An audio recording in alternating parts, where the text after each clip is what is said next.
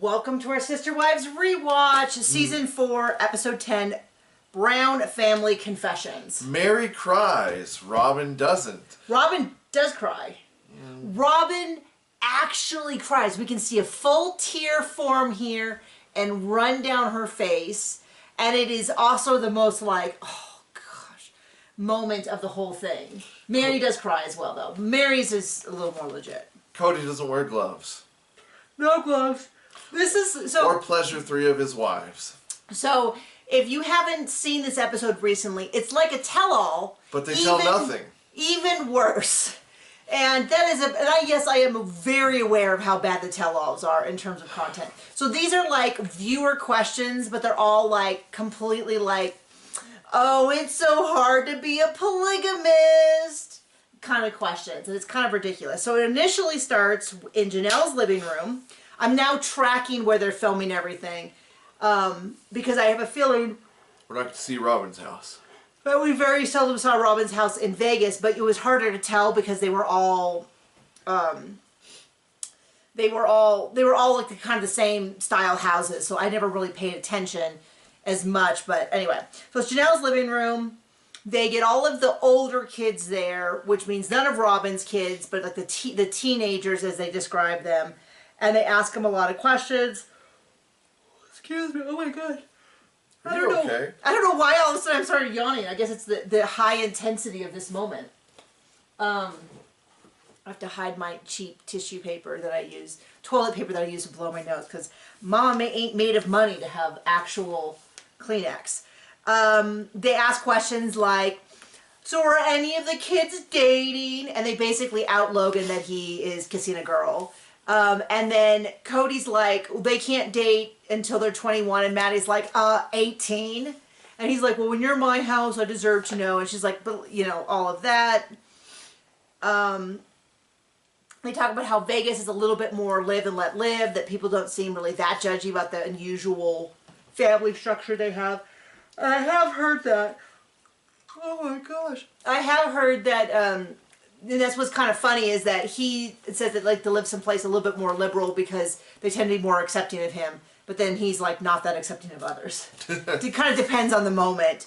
They ask about if the kids butt heads, and they're like, yeah, we butt heads. And Maddie's like, yeah, we butt heads on a lot of stuff. And then she runs through about like going to the church. And then Christine says that she doesn't butt heads with Aspen, but it's implied that she does butt heads with McKelty. That was the implication of that.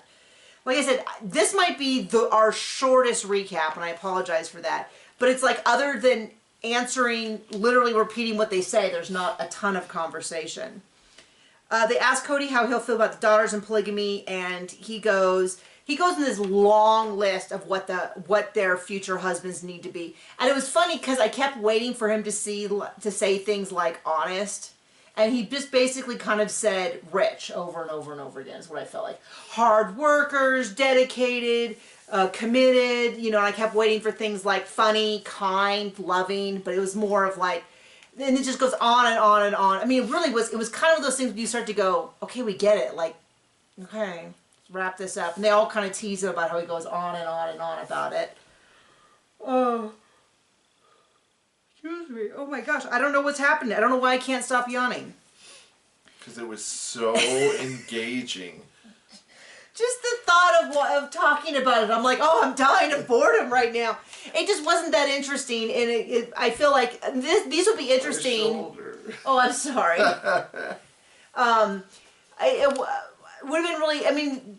It would have been interesting if it was different people talking about something different that was interesting. I mean, I have long said that in the current season, season 18, they should have a tell-all that is like, they don't have to do the research. All they would have to do is like put out a public call, and you would have, you know, I would do it, but I'm not by any means saying I'm the only person. There are dozens and dozens. Just the best. I would say any one of my commenters could pull together better questions than the existing tell-all staff. Oh my gosh.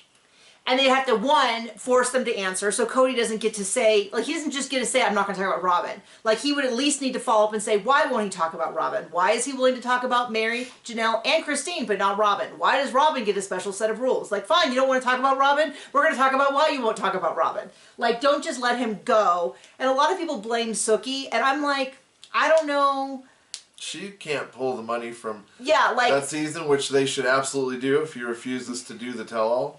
Yeah, like, did I think she did amazing? No, not really. But I don't know what is she going to say? Yes, you have to answer, and him say no? Like, I don't know how that makes that much better TV. Now, when he grabbed her hand, she would have been like, get your mitts off me, you uncouth man. Like, that would have been hilarious. But, her job is not to be... Anyway, my point being that nothing will really change until there's some actual weight behind, and they ask more uncomfortable questions. They can't just have these, like, has it been hard for you? Oh, all of that. So the questions are all, like, things like, have the family dynamics changed since moving? And Janelle or Christine are like, yeah, it's been huge. We're in separate places. It's really, really difficult. The kids say it's difficult. But McKelty said no. Did she? I don't know. Is that not the question? I don't think that's the one where she said... Oh, yeah, it was. Well, let me get to that. McKelty had a different opinion because she's got to be so contrary. But we'll get to that in a second. But Robin goes and is like, yes, it's so different. And I thought, lady, you were barely there for a few months before. She still never lived polygamy. Still never. But she was like, yes, it's really changed. When I saw them and I married into the family, they had these things and we don't have it now. And then Aspen said, we never see Dad. I don't remember her saying that, but she just laid it out. And then McKelty was like, I don't feel that it's different. I am so close to Brianna. She only talked about Brianna. And she's like, I just feel like a soul sister. And ever since we've been here, it's been so amazing. And she just went on and on and on and on. And Robin was like, that's so beautiful. And a real, actual tear came down her face. And all I could, do was kind of, roll my eyes at the fact that it felt like such, to me, a deliberate suck-up. So I now do have to say that I can see that their relationship before this, now they said it. And then it's this really weird scene. And it's not weird for the reasons you would think it was weird. They asked something about food. And everyone's like, oh, Christine's mock tapioca pudding. I have no idea what that is. It's a German cereal. It takes an hour and a half. And if you watch Robin, she's either frowning, and at one point she does this. Like she saw someone off camera, so they're sitting like this, and they're all kind of pointed inward, and there's the camera, and she deliberately looks off here, kind of smirks at someone off camera, and then looks back toward the group. And I was like, what was that? What in the world was that? And the rest of the time, she sort of has this stanky look on her face. And the reason I noticed it is because several people have made videos about how she's clearly so jealous of Christine because so many of the kids seem to just worship Christine. In the sense of when they talk about this German, Cody too is like, oh yeah, it's amazing. And Mary's like, yeah, she never can make enough, even if it's 2 huge containers of it. Everybody just loves it. It's just crazy about it. It's this fluffy sort of cream of wheat style stuff. And I'm like, I like a good cream of wheat, but I've never heard a description of this that makes me think, gosh, I've got to go make that right away. I wonder if she's covered it on her cooking show. But it was really interesting because I've seen people mention this particular thing. And so I really watched Robin and I'm like, her behavior's really weird. And Robin was kind of odd in this whole thing because she doesn't seem, it's almost like she's being interviewed with strangers in the sense that she doesn't seem to interact with other people. I don't know. Then there's the whole thing about, are you tempted to sin in Sin City? And, we just have Robin going, I don't even know how to gamble. And then, McKelty's like, oh, if you get 3 cherries in a row. And Cody's like, I don't want you knowing how to gamble. And then they ask a question, which is, it was odd to me how they answered it because the actual question was, what does Cody take, as in what medications does Cody take to keep all these women satisfied? Because I want my husband to have it. So they kick all the teenagers out and he goes in this long diatribe about like, well, it's about connection and stuff. And it's like, the question was, what do you take? Like, literally the joke was meant to be like, oh, it's just all natural beef, baby, or something awful like that. I don't take any Viagra. But we know what the real answer was. He was only screwing one wife. He wasn't satisfying 4 women. I mean, I've said this before, which is, now I don't... For all we know, he's not satisfying one woman. Yeah. I've heard someone say that he must be this amazing lover to have all these women, and I'm like, as somebody who comes from a fundamental background, that is not how that works. It is not, you get who you get, and that's how it is. And I've read, there's a couple of women I follow on different social media who specifically focus on, I guess, sex issues in fundamentalist communities, or people who are, and it's not, the news is not great. I'm not to say that everybody has a bad relationship, because it's something that you can work on between us, but there is no part of me that jumps to the conclusion that Cody must be an amazing lover. He doesn't seem very aware of other people's feelings. He doesn't seem to care terribly. Although at this point he's still playing the I have to invest in every relationship. But I think it's very likely that by this point already he has stopped being intimate with Mary. Oh, yeah. And this is some of the dynamics of, like, I don't believe that he has a sex drive that's 4 times higher than all of his wives. And so, or each of the wives. And so my guess is that he is not. He didn't go into much detail with that. And I went into certainly more than I wanted to. But I just have to reiterate time and time again that I do not think the issue is that Cody is such an amazing lover. That's why these women won't leave. Just saying it. Just putting it out there. And then somebody asked about, so are there different kind of wives? Is there like a mall wife and a cleaning wife and a this wife? And they kind of all said, like, no, we're each kind of all of those things. I think back in season 1, they might have said Janelle is the working wife and Christine is the, that kind of thing. But they're not that anymore. And then Robin pipes up and said, well, I cleaned Christine's toilet when she was... when she had Truly, and I thought, oh, the one time. The one time, until she figured out that she didn't need to do that to have Cody's love and affection. And then somebody asked how many wives that they can have, and then they apologized saying, I don't know what religion you are, so I don't know how to phrase this. And they described themselves as Mormon fundamentalists. Again, I have pointed this out before because I have used the term Mormon fundamentalist. And people have gotten mad, saying that that is offensive, that is not, they are AUB, they are not Mormon fundamentalists, Mormon fundamentalists. Words is hard. It is. And I was like so confused because I'm like, I didn't make this up. Like, I don't have this great knowledge of different sects of the Mormon religion and just made this up out of nowhere. So now I have more proof that they call themselves Mormon fundamentalists. Now, members of their church, my impression is they no longer use that term because that's a little too closely associated with the cults where the kids are married off at a really young age and stuff like that.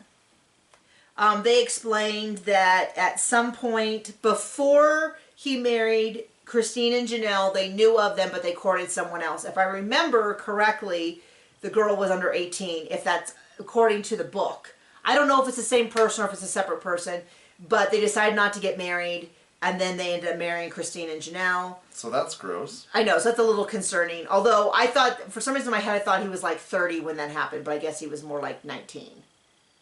I'm not saying you should be courting people underage, to be very, very, very, very, very, very clear. So they talked about how, that again, and then somebody said, well, Cody, are you, is there ever a time where none of the wives are mad at you? And of course he has to pull out his, oh, sorry, that sounded awful. He brings up the fact that, oh, well, I'm a polygamist, and so I think monogamous men just get used to their wife being mad at them all the time. But a polygamous man can't do that. And I'm like, what are you talking about? That makes no sense. But he's always got to find some way why he's like the superior man. He's the more manly man because he has more wives. As far as I know, is that a truth for all monogamous families? It's like you can't watch Al Bundy on TV and assume that is a relationship that every married couple, monogamous couple has. Like, that's ridiculous. That'd be like saying, well, clearly all monogamous couples have one absolute thunderhead of a man who is unattractive, balding, delusional, and cruel. And then one wife who is an absolute nutcase, and then everybody else trying to suffer along. I mean... Well, so some of it's true. Well, I'd say, yeah, I was going to base that on him. So, then Robin goes into her whole thing about, well, when my mother, you know, she had to put aside all of her pettiness and just prioritize him and just never bring up anything that's wrong. And I'm like, oh, geez. Robin and her, like, Delulu. And then they talk about college, and Cody says that all the kids have to go to college. Well, I think Robin says they don't all have to go to college, and Cody's like, yes, they all have to go to college. And then Janelle said, or trade school, and he's like, no, trade school is not good enough. And I was like, okay, buddy. Trade school is an amazing option I would encourage my child to go to if they didn't think the traditional college experience was good for them. People I know who've gone to trade school have been pretty happy. I think college is amazing. It's hard right now, though, to be like, you should definitely go to a really good college. You're going to get $200,000 in debt. Not a big fan of that. But I'm not, you know, trades are also awesome. If our son wanted to, like, grow up and be an electrician, we would be like, absolutely, turn down Harvard and do that. Definitely turn down Yale. Yeah. John and his Yale vendetta. If you haven't been here before, John has a real, I mean, yeah. I know one person who went to Yale who I like, and everybody else I stumble across who's gone to Yale has been a real dunderhead. So we're like, wow. Anyway, they talk about which mom pulls rank with the kids, and they're kind of like, well, we each pull rank. Obviously, Robin. And then Cody goes, I pull rank on the kids, on all the kids. And it's like, okay. They like show him like disciplining the kids. And I'm like, how did that work out for you, buddy? It sounds like, as near as I can tell, he just was absent. He wasn't the good parent or the punishing parent. He was the non-present parent. He was just never there. And so the moms kind of ran their own household, and then he'd occasionally wander in, Captain Fun Uncle, and just do a couple things and then disappear and then not be there for the important stuff. Then there's a long section on, hi, Cody, what kind of hair products do you use? And this is before the Curly Sue era. Oh. Apparently he's always been incredibly vain, and his hair looked awful. I mean, not that I'm wanting to talk about hair, but for the fact that because you don't have any? Well, no, I just don't do anything with it. But the point is, he spends a lot of time to have it look like that. And that's where I feel the mismatch is that he spends a lot of time to make his hair look like that. This is, like I said, this is back when he wore it like Kurt Urbain or whatever. He had the same haircut as Mary. The same exact haircut. And they said it takes a really long time, and I'm like, I don't know that it's worth taking a really long time to look like that. And then I think the last question was, if anything ever happened to you, what would happen to your kids? And it feels like a weird question because the father's still alive.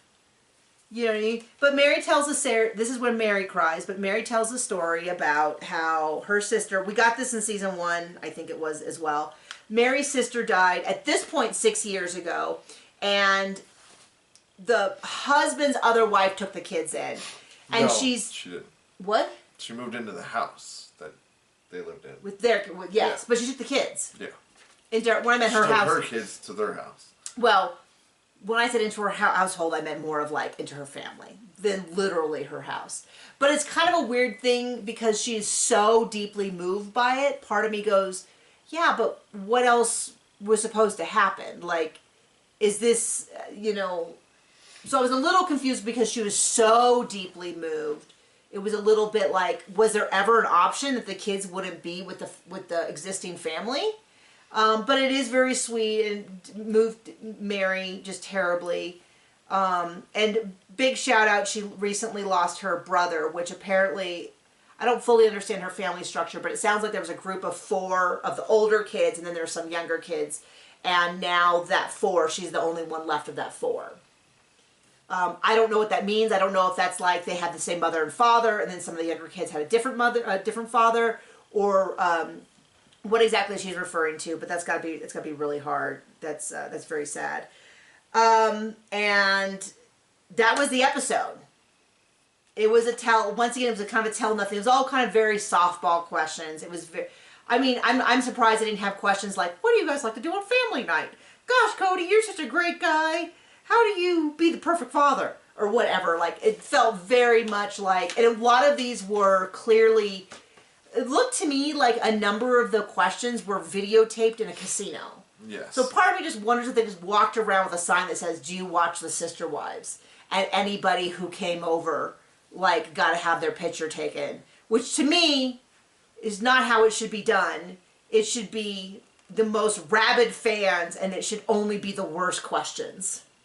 It should only be things that bring them to tears. Except the kids. The kids can always have stuff. And the kids' questions should have been things like, tell us all your father's worst secrets.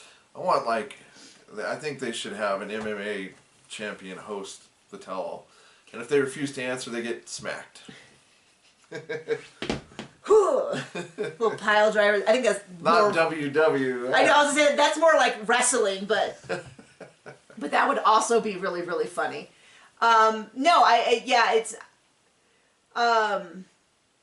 It should be. They should have like the person he respects most in the world come and do it, so that he has to, which I imagine is no one, but maybe some man, maybe some terrible politician. I don't know.